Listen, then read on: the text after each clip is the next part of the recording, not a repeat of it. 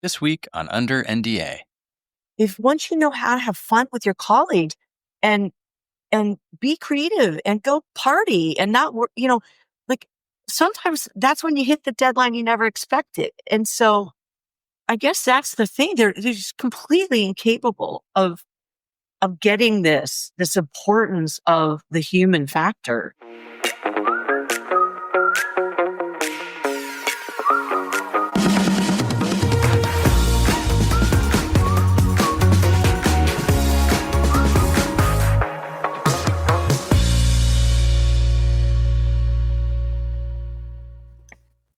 Welcome to this week's episode of Under NDA. This is a special episode. We have a very, very intriguing topic to talk about this week, and we have no one better to discuss with us than Jules. Jules, do you want to introduce yourself? Thank you for having me, guys. Well, I am glad to be here. And since you gave me the free rein to introduce myself, I'll say I'm a classic revenue leader from Silicon Valley. I've had what many of us did in our lives. I went west, except instead of go west, young man, it was go west, young lady. And I ended up in Silicon Valley, and I've been super grateful and humbled to lead 3 companies in the revenue role to IPO.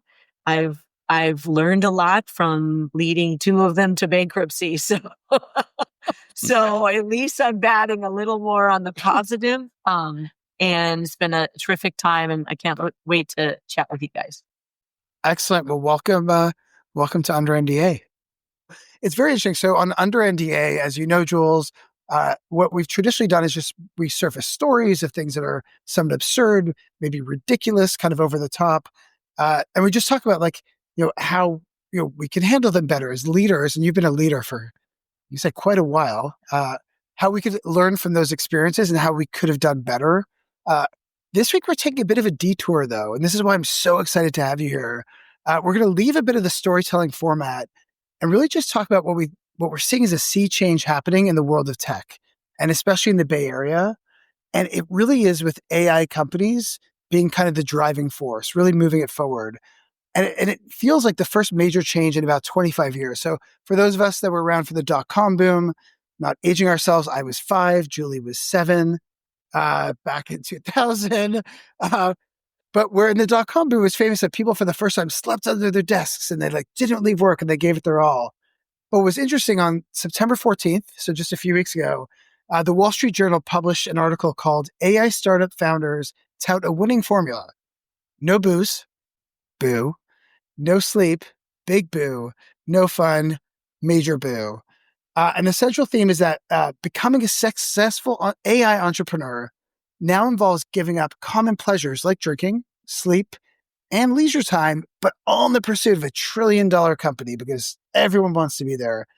And, we look back at Elon and what he did with Twitter and knocked out a bunch of employees and, that whole, you need to work harder and dedicate yourself. Well, now it seems like it's really just sort of exploded. The world of free food is gone. Julie, as we know, together we experienced walls of snacks, which were pretty amazing.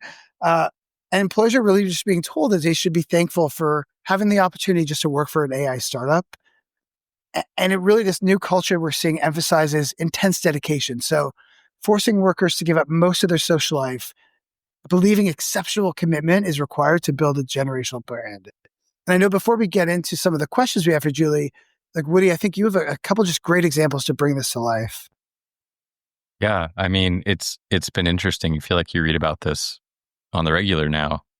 Every week there's some new article about cultural shift sweeping companies and, folks that are pushing back internally in some organizations on roadmaps and on timing of things and, rolling out half-baked features or products and getting let go or offered, the door because the culture is so cutthroat in many of these small companies that are hyper-focused on trying to, meet the gold rush and carve out their stake sooner than later.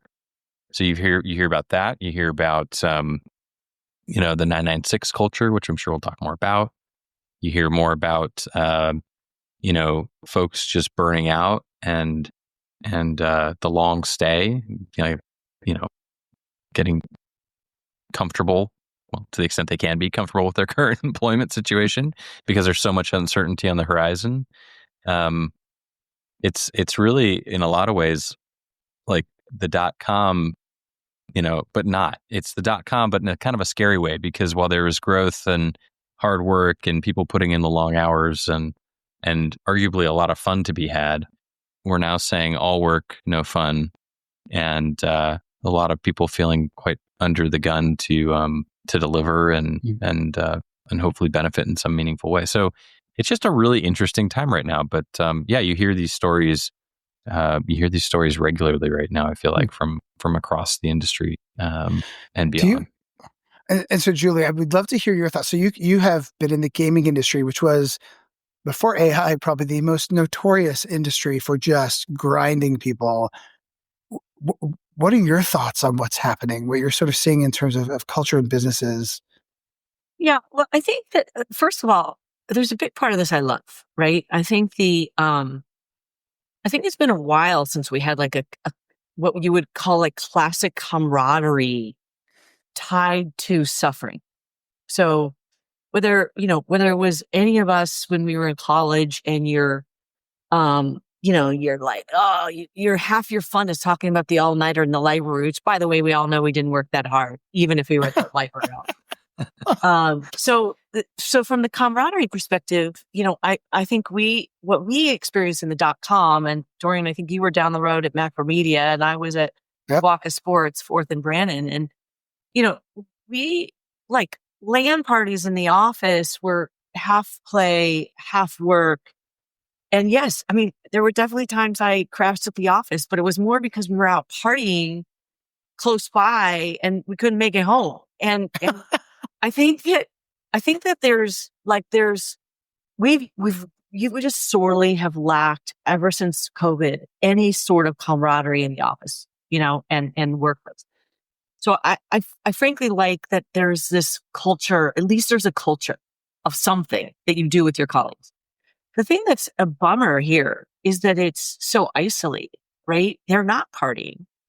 They're not even like jamming on great creative ideas together. They're just missing out on the social opportunity of the gold rush. And, you think about prospectors. I mean, when they're going back to their camps, that's where the magic's happening. Oh, did you hit that line over there? Let's go get that tomorrow. And so that's probably what weighs on my mind the most is what's happening in Silicon Valley, which I definitely see feels so anti-collegial in the sense of, collaborating with your colleagues and brainstorming and being creative, and even like how you're pitching and positioning for fundraising.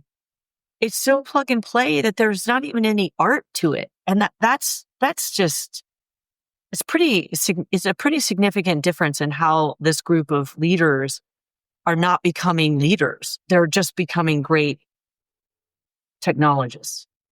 Do you think, back to your comment about COVID. So if we remember before COVID, from like probably a decade, the biggest selling point for engineers especially was not just money. It was free food, great benefits. It was all those things. And companies leaned into it so heavily. It was like, I remember back in 2007 working for a certain company where that was like, it was new and everyone was like, oh, I want to work there because you get free food. Like, that's incredible. And then COVID kind of came and sort of, we had years where we didn't get free food. Do you think that some of this is just either a knee-jerk reaction or just a great reset? Well, certainly the part of it that's the shock factor, and you mentioned the video game industry historically grinding people. There is certainly opportunistic for whether you're a VC and you're setting expectations of your portfolio, startups, or you're the founder or the executive team of a new company. this kind of fear factor of not grinding is I think largely a helpful reset. I think it's not a help. I mean, at the startup of 5, those folks are going to grind regardless.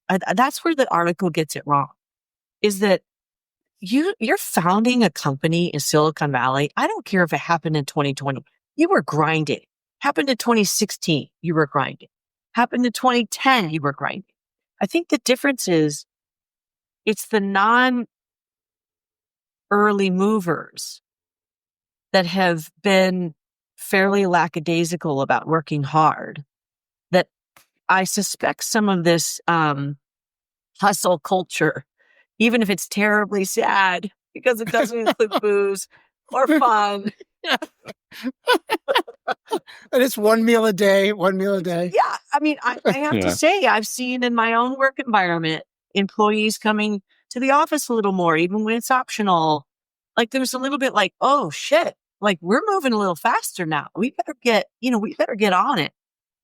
And I suspect that's going to be good for business. Yeah. Do you, so a lot of what that article talks about is like new startups, they kind of bag on the 20 somethings, which I think is a real shame because, a lot of the fun, a lot of the great innovation comes from the youngins. But do you see, like, you're still in the Bay Area. Do you see this permeating outside of this kind of initial bubble of these like AI? We need to move as fast as we can to be relevant because it's growing at such an exponential rate. Do you see that moving to other companies, to bigger companies within the tech world and becoming the norm? Well, I think what I see in the Valley is it is getting more and more the norm. And there's every week you're aware of middle management becoming irrelevant, and the speed in which you can do things with less people is very real. I spend a huge amount of my time in the state of Indiana, as you know, Dorian, where I was born and raised in the south of Indiana. With I should have at the opening said, "Well, I'm either Jules or I'm Julie Lynn," because I'm Julie Lynn from the south of Indiana. Julie Lynn, right? And what I'll tell you there is, they don't know it's hitting. Indiana, we talk about it here in California a lot, is a donor state. We give a ton of capital, hundreds of billions to the feds every year.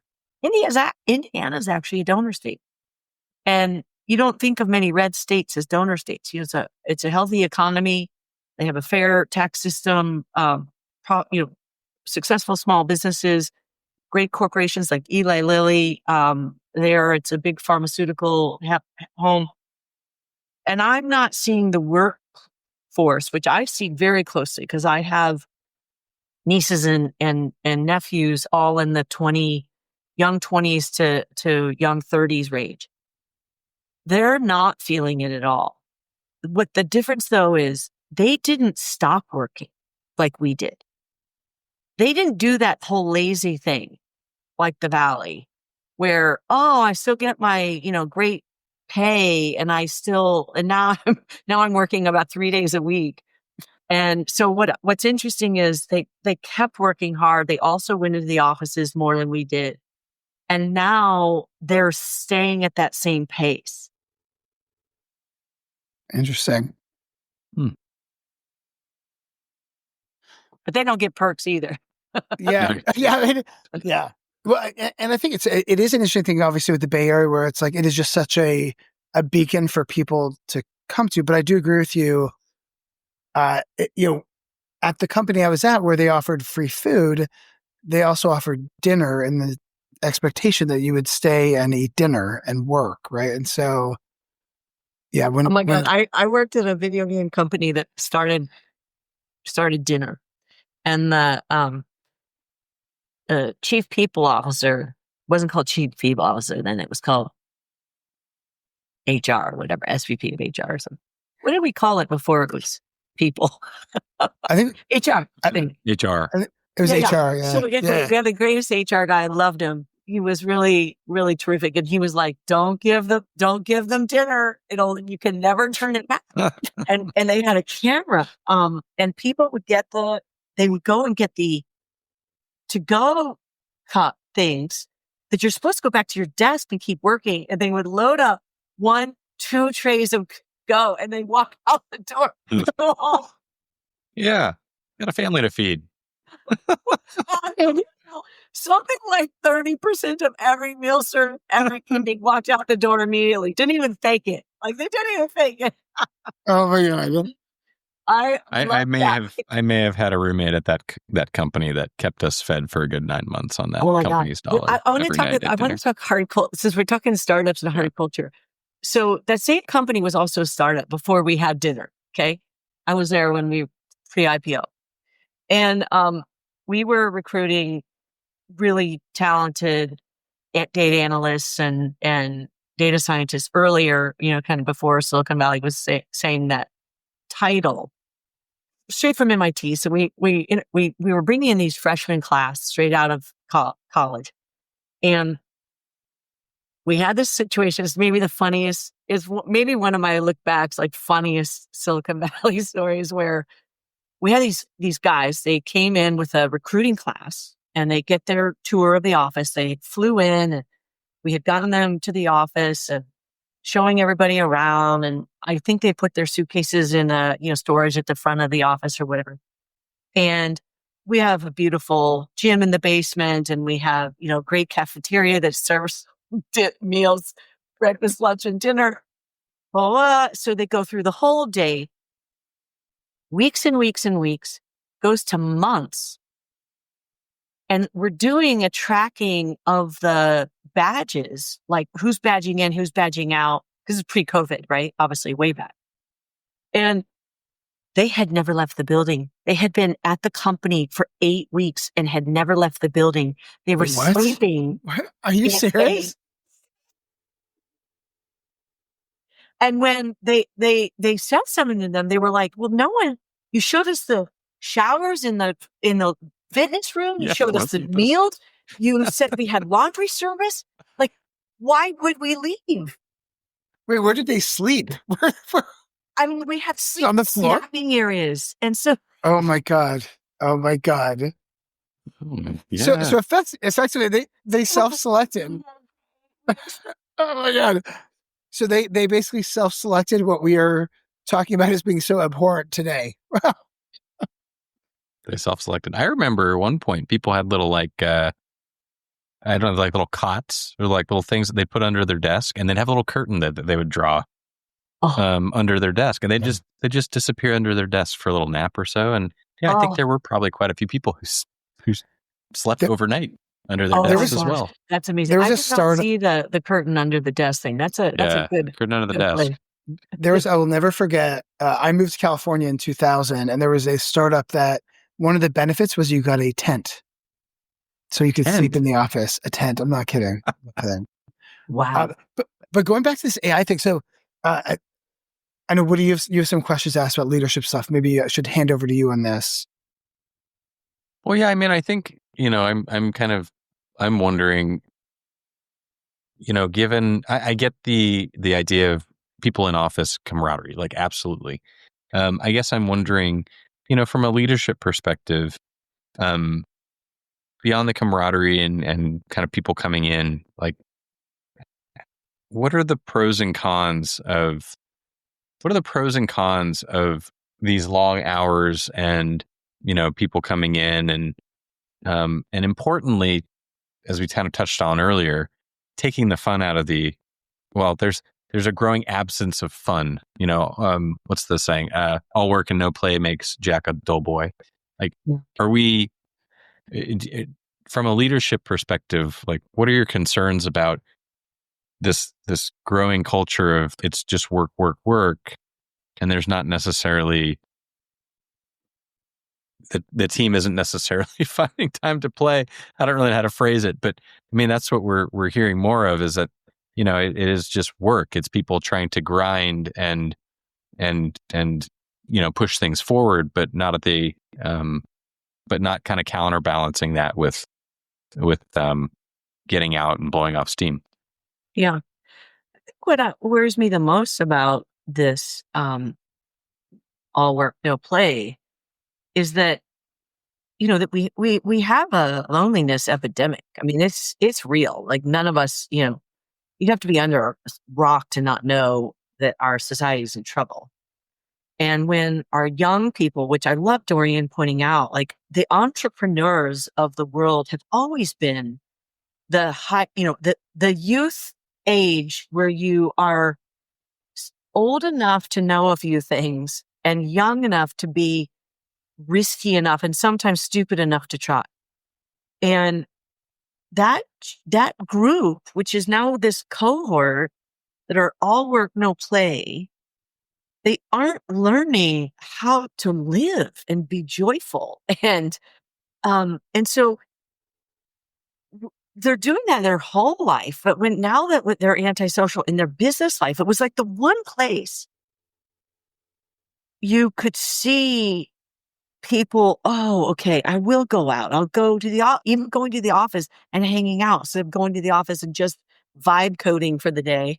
I think that's the thing that's gonna hurt it'll hurt teamwork, collaboration, because people who have fun together or at least have the capacity to have fun, even if they're not having fun with their colleagues, can come into a work environment. They can be more free form. Because I read a statistic that makes me think of this recently. I read a statistic that, and I think, Dorian, you actually might have personal experience with this because your mom's career, but something like 82% of happily married people who lose a spouse to death are happily remarried within 2 years.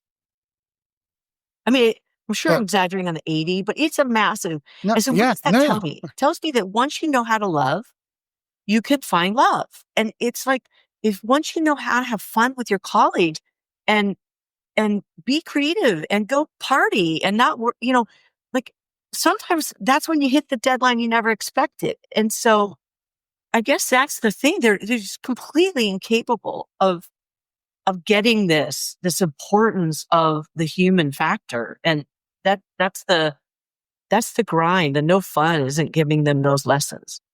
Do you think there's an aspect of culture right now in the professional world? And I think both Dorian and I have seen this kind of firsthand in the last couple of years in a couple of different places, but there's this kind of this sentiment that,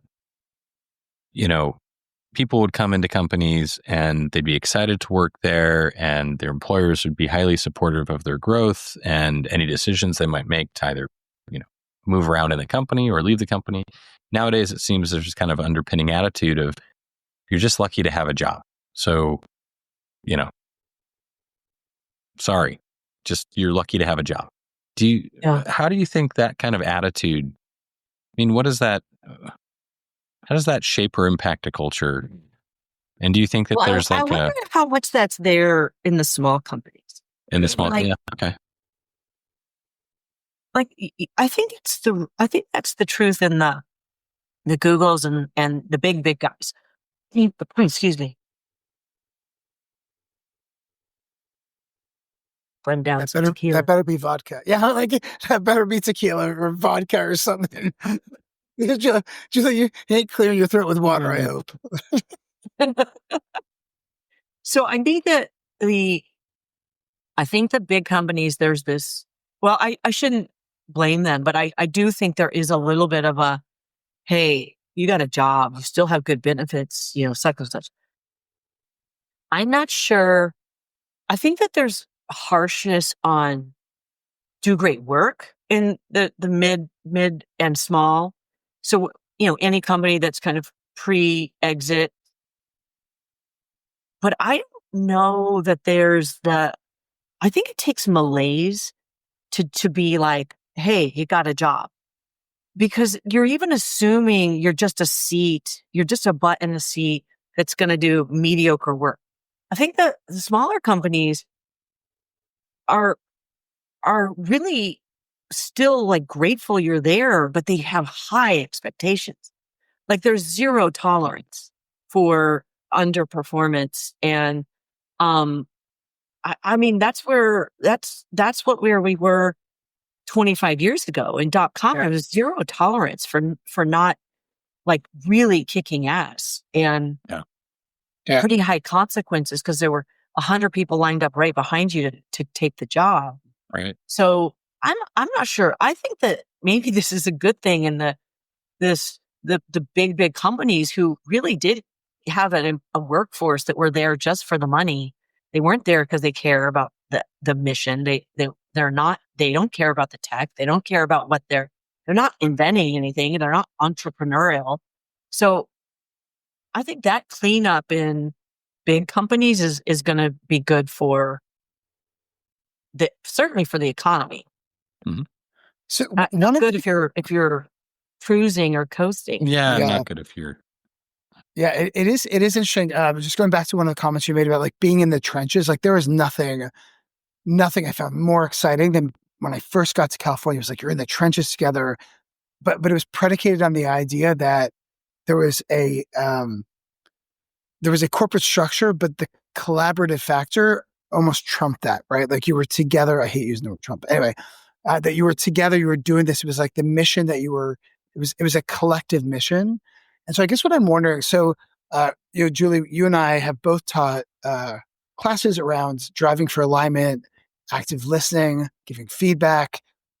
How do you see, so in environments that are incredibly aggressive, I would say aggressively top down, where it's the rush is more of like, you must do all these things. Again, 1 meal a day, no booze, like no sleep, work 7 days a week because like your whole life purpose is to work towards this goal.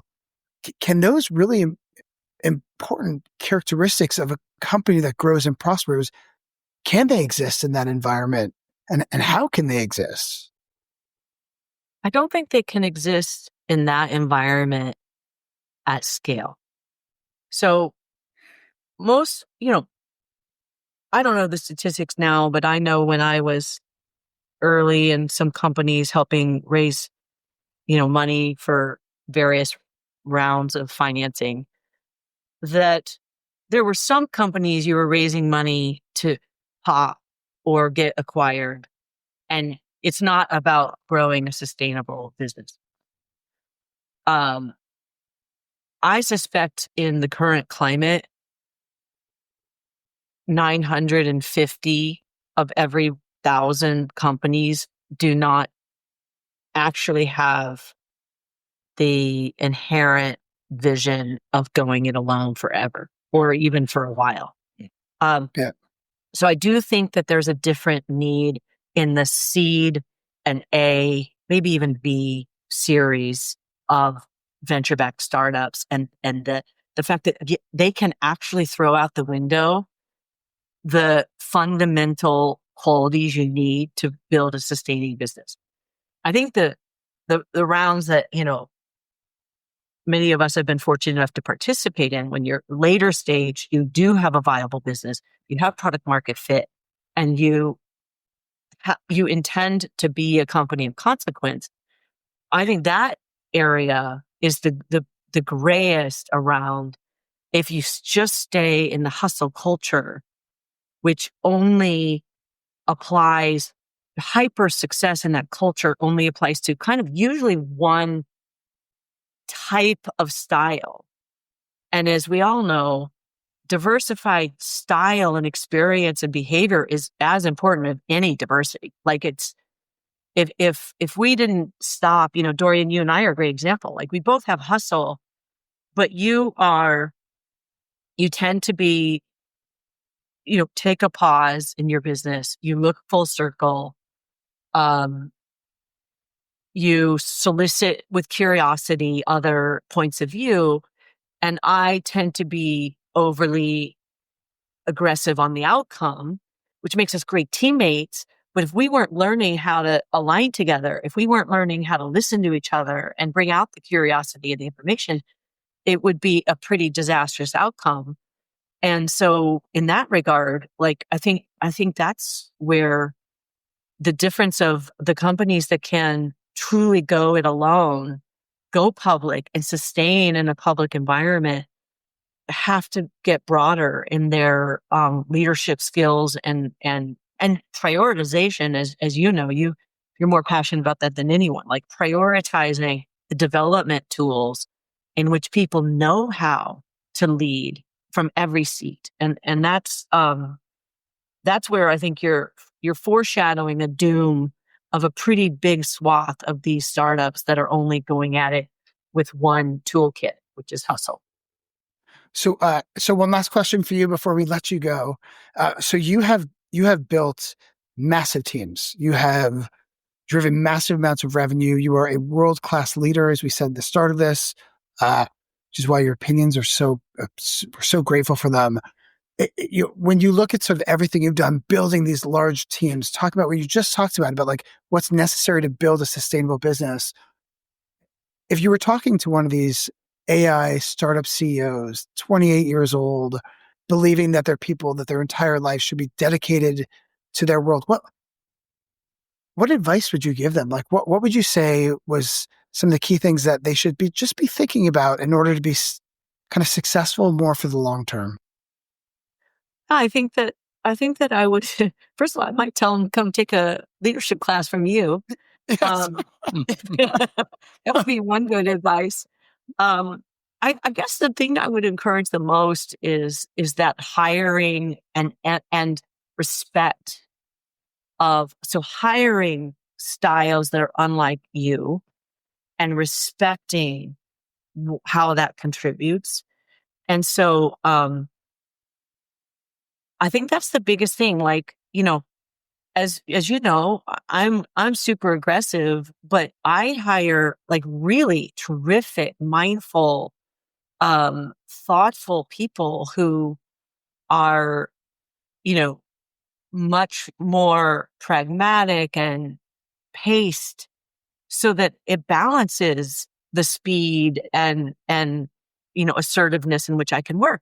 And that would be the biggest thing is like, you just really hope that what they can say is, hey, I choose to grind, eat one meal, not go out, not drink, but I better surround myself with some people who are different and I have to respect that. And that would be the biggest advice. But boy, I don't think many of them would take it.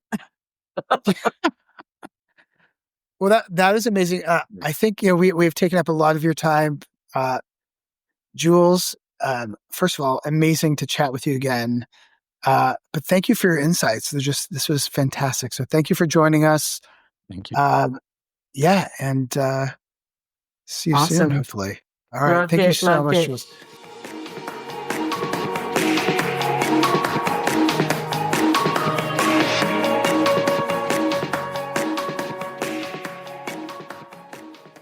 Hey, thanks for joining us.